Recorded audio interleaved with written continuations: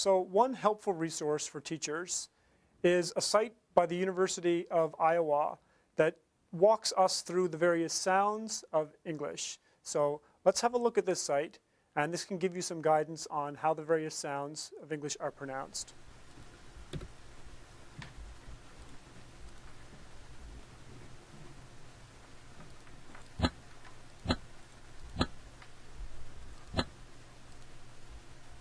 Pa.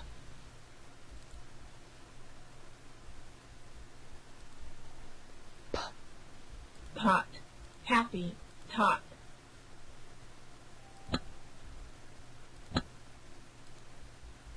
Eat,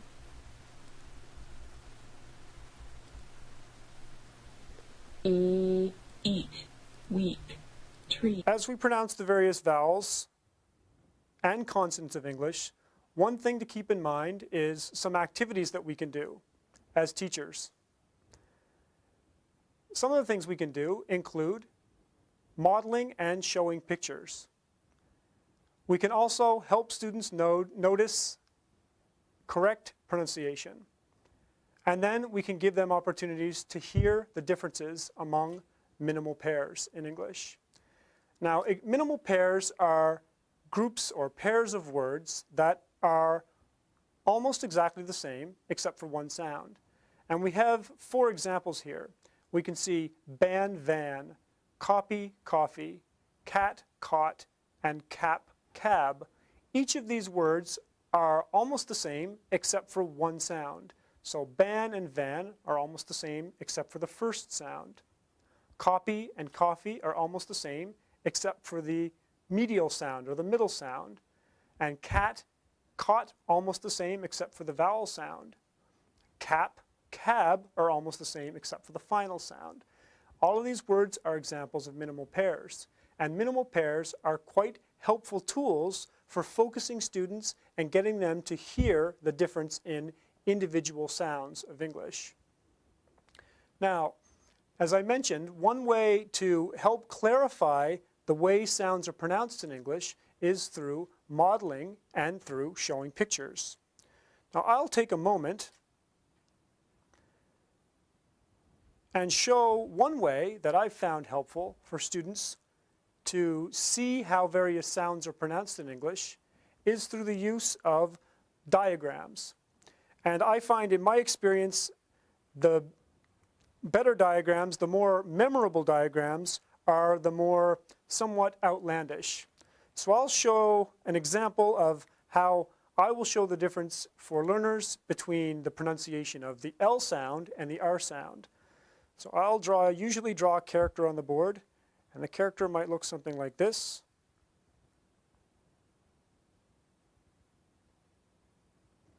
And my character, as wild and as strange as this character looks, it makes it even more memorable for learners. So I have my teeth here, and I'll show my character. When I make an L sound, my tongue looks like this. And when I make an R sound, my tongue is curled back like this. So I have an L sound and an R sound. And when I show this character, the students are able to see the difference between the shape of the tongue in the mouth for an L sound and the shape of the tongue in the mouth for an R sound.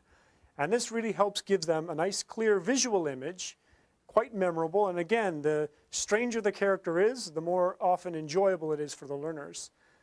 But we want to use these kinds of visuals to demonstrate what's happening inside the mouth as sounds are being made. Now, another example of an activity that's helpful and enjoyable for pronunciation is what I call the telephone game.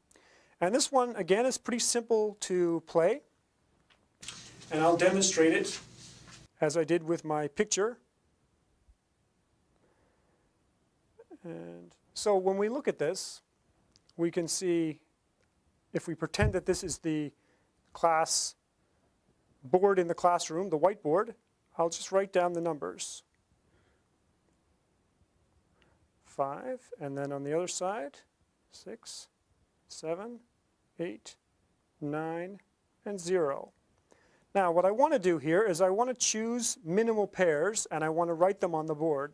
So if I think, for example, of some sounds that learners struggle with, I know that they struggle with the sound, the F and P sound. So fan and pan. And this is an example of a minimal pair because the words are almost the same except for the first sound. Or maybe I can say ban and van because some learners struggle with the V sound in English, the V sound. And I might say they and day. Now, if I want to throw in some vowels there, I could say the difference between E or it and eat.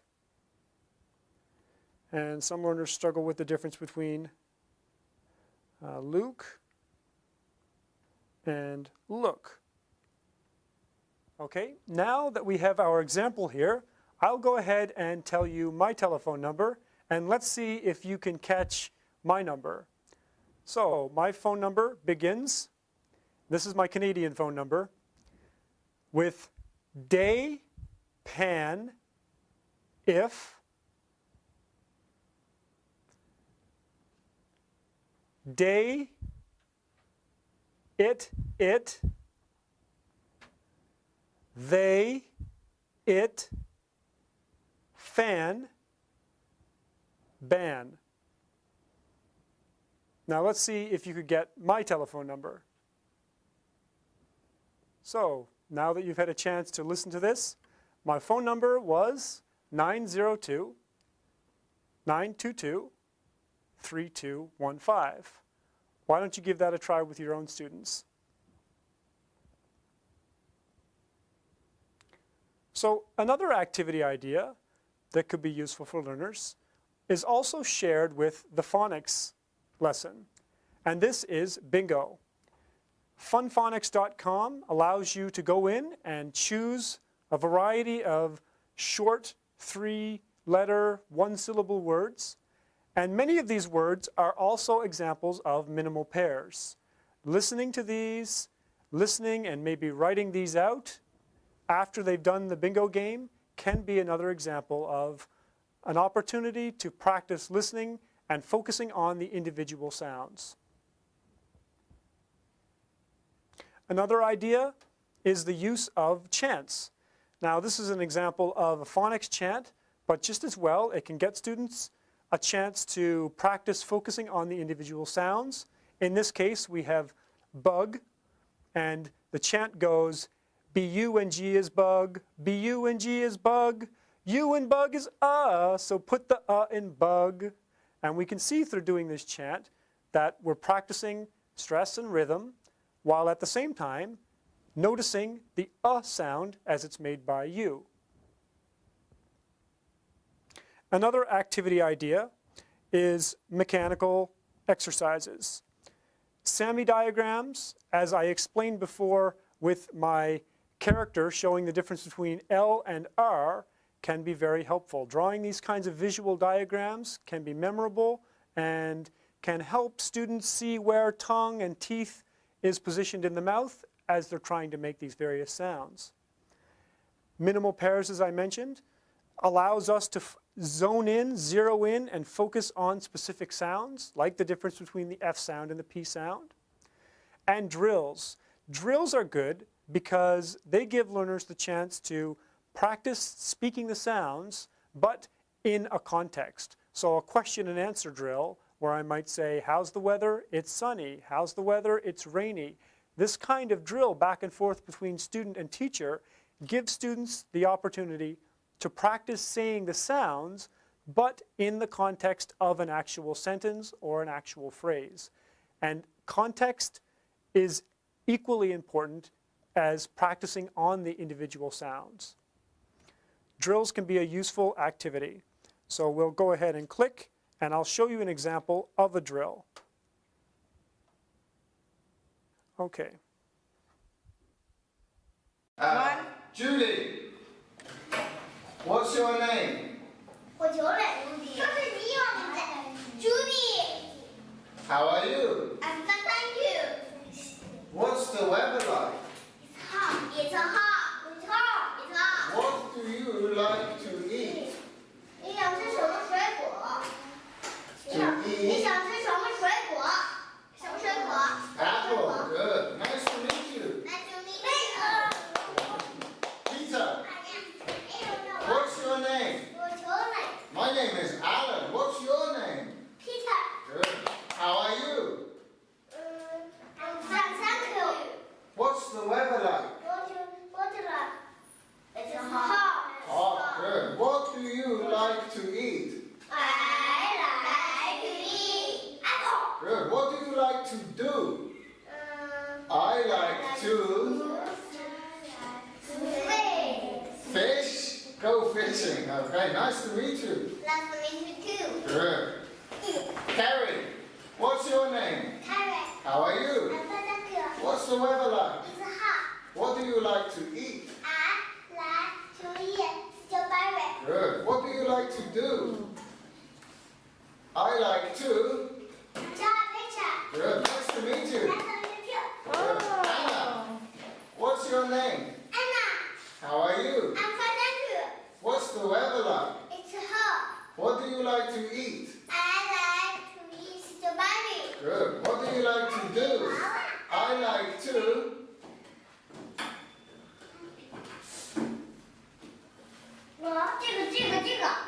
Jump. Nice to meet you. Very good. Jenny, what's your name? How are you? What's the weather like? It's hot. What do you like to eat? I like to eat apple. What do you like to do? What's your name? Jerry. How are you? I'm fine, thank you. What's the weather like? It's hot. Good. What do you like to eat? I like to eat pizza. What do you like to do? No. Read a book. Nice to meet you. Nice to meet you. Okay, very good. So as we saw in the video, drills give students the opportunity to practice using the language in context, while at the same time modeling for each other correct pronunciation, intonation, stress, and so forth. Guiding students in that process, as we saw in the video, can be really helpful for giving them the chance to try out the new sounds, play with the new sounds in context. Now, another technique for teaching pronunciation that can be quite helpful is giving students the chance to read aloud. After they've had a chance to practice and they feel comfortable reading the passage, reading out loud gives them the chance to focus on articulating the sounds correctly without worrying too much about having to express their own meaning that they're just trying to create on the spot, without focusing on creating or thinking about what they want to say next. They can just focus on reading out loud and expressing themselves by saying the sounds as clearly and as well pronounced as possible. This is an activity that can be used for phonics, but it can also be used for listening and discriminating the various sounds of English and the vowel sounds as well. This is called jumping phonics. Now this is played with kind of a hopscotch grid that the teacher can have down on the ground. And on the hopscotch grid, you can have various vowel consonant combinations. So you'll have, for example, if you have the word day, you'll have AY written on the grid on the ground, and maybe at, and, ig, all these various consonant vowel combinations. Have them written on the grid, and then you can have various colored cards, take a marker and write a letter on each of these cards. Now, the students can get into two teams, and as they play this, you give the student a letter, and then they have to jump on the letters or the rest of the word that match that letter. So for example, if there's an og on the ground and you give them a D, they have to jump on the og. Or if there's an ig on the ground, if you give them W, they can jump on the ig, and so on and so forth. This gives them a chance to engage their whole bodies as they think about the initial sounds of the various words and what the rest of the syllable is and how they match those up. Another idea is also the fly swatter game. And the fly swatter game, we looked at an example for whole words when we looked at the phonics part. And in this case, you can just give students individual sounds. And as you pronounce the sounds, the students have to come up and they have to hit the board to identify the correct sound. So was it an F sound or was it a P sound? Was it a V sound or was it a B sound? Was it an E or an I? They have to be able to discriminate through the various sounds as they listen and then hit the correct sound on the board.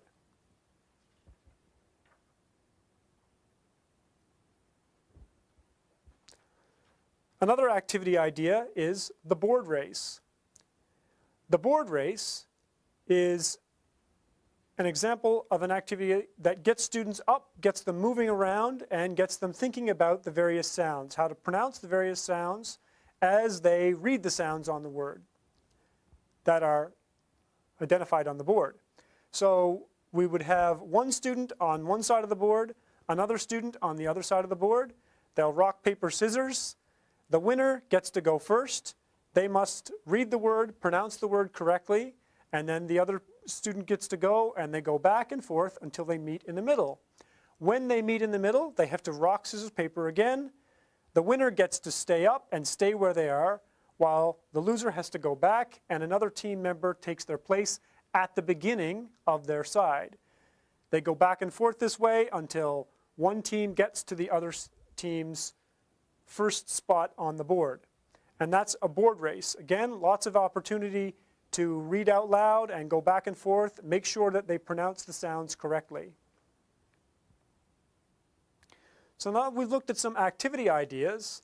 Let's wrap up with some tips for how to teach pronunciation in English. The first thing to keep in mind is something we touched on a few times throughout this presentation, that we need to teach the sounds, the individual sounds, in isolation, and we need to teach them in context. So for example, when we use things like minimal pairs, as we did with the telephone game, that allows students to focus on the individual sounds in isolation. But when we do other activities like reading out loud or drills, this allows them to have an opportunity to practice the pronunciation, but putting the words into a context of a sentence. Now, as a teacher, it's important for us to model good pronunciation. And we can do this by speaking as naturally as possible, but slowing it down, speaking in chunks, giving students the opportunity to think before we proceed. Another idea is to have regular, short practice. Rather than trying to cram too much pronunciation practice into one class, it's best to spread it out over the entire course, and maybe 5 minutes a day, just to practice on an individual sound or to do a drill. Doing this spread out over time makes it less stressful, makes it more enjoyable, and makes it more memorable. It's also important to have a chance for students to do individual and choral work. Choral work allows them to model for each other pronunciation and to feel as part of the group and not feel singled out as they attempt to make these new sounds in English. However, individual practice gives you the opportunity as the teacher to hear where individual learners are. Where are they struggling? What sounds are they understanding? What sounds do they need more practice and more reinforcement with? And then finally, don't push too hard.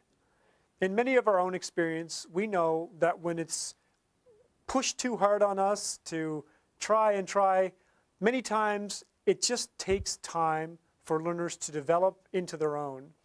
I think of myself when I tried to learn the Spanish R. For months and months, I tried to learn it.